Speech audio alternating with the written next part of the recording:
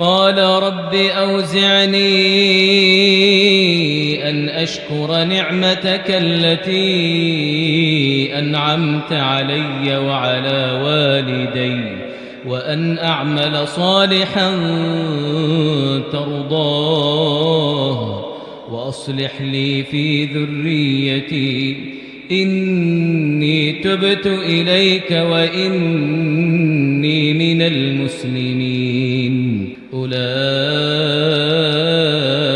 الذين نتقبل عنهم أحسن ما عملوا ونتجاوز عن سيئاتهم في أصحاب الجنة وعد الصدق الذي كانوا يوعدون.